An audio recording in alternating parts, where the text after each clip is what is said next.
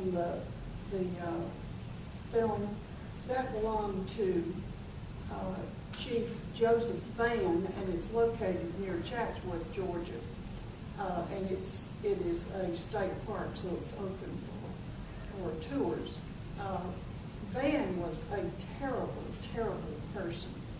He had over 100 slaves and was a cruel taskmaster. For example, he caught one of his slaves stealing, and he burned him alive and made all the other slaves watch so that they would not steal from him again.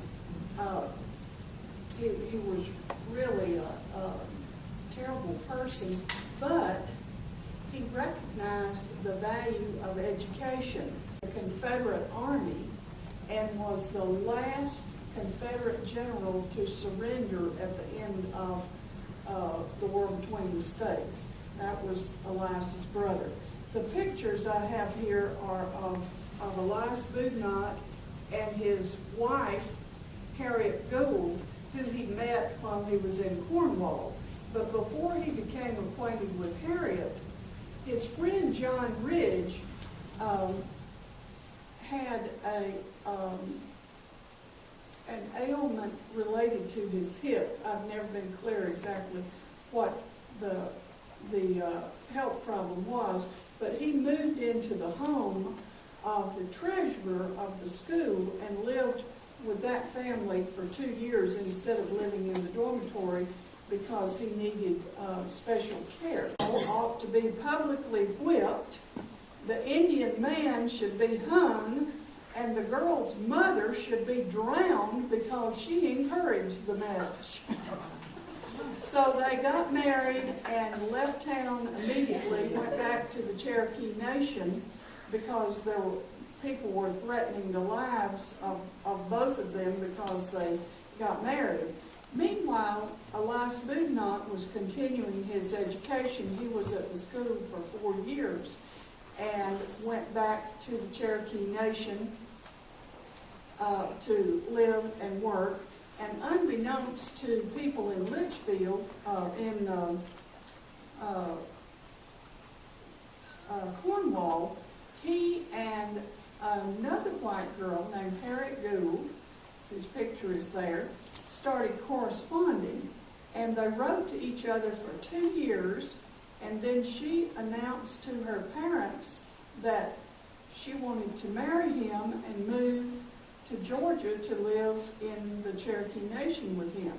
The parents said absolutely not. No way was she going to marry this Indian. She was staying right where she was. But she was so in love with him that she literally was dying to claim his bride. He would not live to leave there. And so he had to come into town in disguise. They got married in a private ceremony and went back to live in Georgia for the rest of their lives. I left one little detail out before he came back, and while everyone was so upset about the marriage, Harriet sang in the girls' choir at the church.